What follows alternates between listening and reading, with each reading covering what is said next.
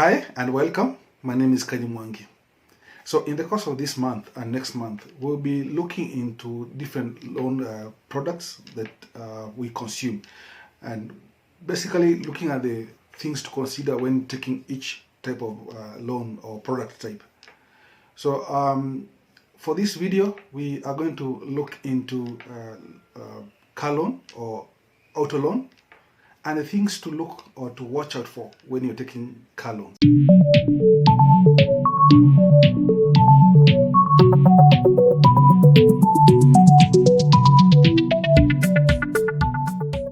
Welcome back. So today I want us to go through some key considerations that you need to put in place before you take a car loan. On this, a car to some is a necessity.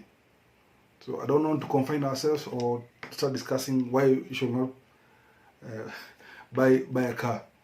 But this is a discussion of when or if you buy a car or take a car loan, what are the things that you need to consider?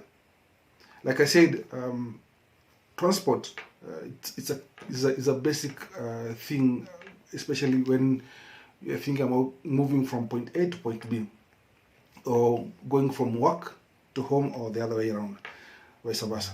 So a car loan, it's something that we need to sit down and discuss on some of the things, and especially if you are a first time, you're taking a car loan for the first time, and also for the repeat borrowers, or you're taking a loan for the second time. What are some of the things that you need to consider?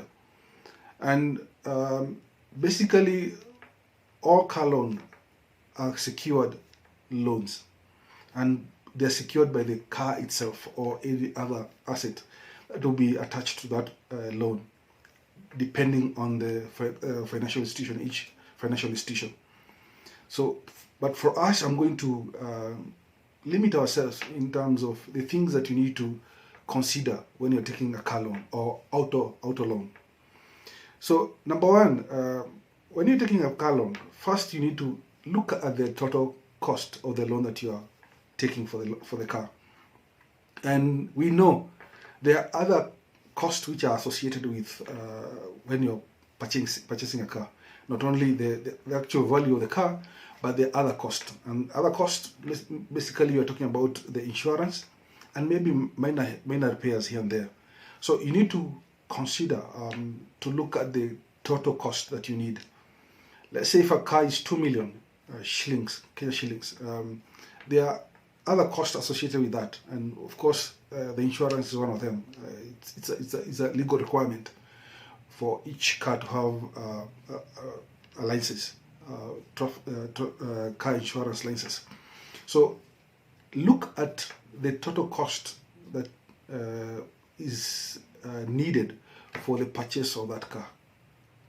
That's number one. And number two, I like to do on your end, you do a bit of research, and basically the research you're doing is to find what is the best rate I can get. Each financial institution, you may realize that they have different rates. So which rate is more accommodative to your needs, to your financial needs?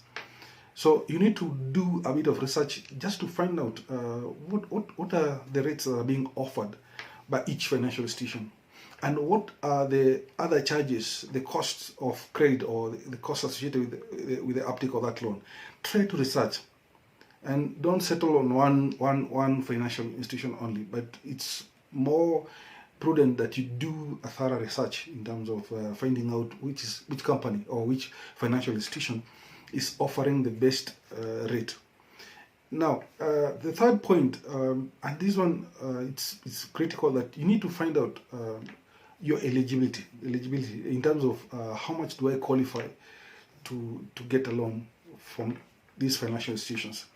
So eligibility is critical and very important, because like I said, take an example of a car that you want to buy is 2 million. The financial institution that you're looking for, can they be able to give you that kind of a loan of 2 million shillings? So your eligibility, it helps you even to see how you're going to look for other sources of finance to let's say bank A can only give you 1.5. So and the car that you want is 5 million, 2 million, sorry. So how do you finance the deficit, the 500,000? So, but you need to check on the eligibility. How much do I qualify for?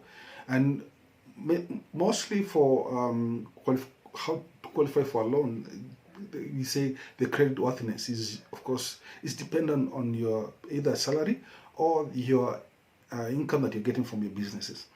So you need to check from each financial institution how much you are eligible for.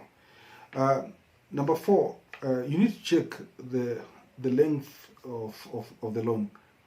It's not prudent to get a car loan that is more than 7 years, because the longer you take to pay the loan means that at the tail end, towards completing your loan, your car, the value will be lower than the loan that you've been paying for. So the minimum that the maximum that you need to go for a car loan, because even the car itself depreciates every year. So you need to think on the length of the loan, and I'll suggest and I'll give an advice that don't go more than 5 years. I know there's a tendency of the longer the loan takes, also the repayment is reduced.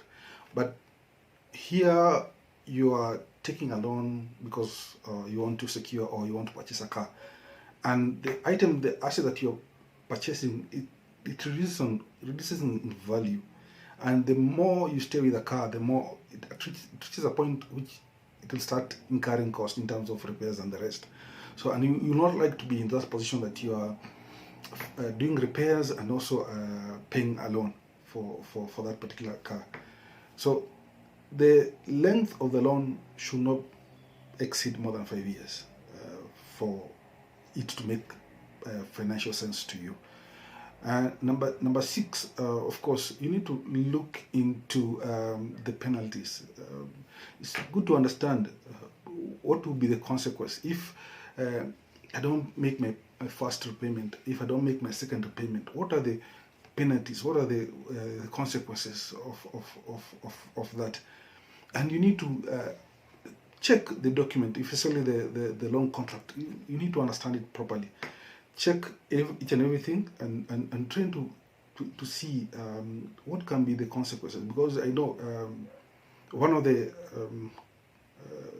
measures the most financial institutions that take is, of course, to repossess the car, and that's the basic. And you need to understand if they repossess my car, what are the stages, what are the processes they go through. So for me, those are the 5 key points that you need to consider when you're thinking on taking a car loan, and also for you to see in terms of how is it, can I afford. Sometimes what the pandemic has taught us is that sometimes you can't rely on one source of income, and in such a way that you need to have a contingency plan, that whatever loan that you're taking, the car loan that you're taking, you are able to make the full repayment. And you need to have a second or third alternative. If the source one fails or you lose a job, you can be able to still continue repaying your loan for the car loan. And also, if a situation gets to worse, you think on how you can be able to even sell off the assets itself. But the major point I want to stress here is that before you consider taking a car loan, kindly go through all those points that I've highlighted, and I'm hopeful that they're going to be helpful to you. And I know a car is a necessity depending on how you use it. Thank you so much.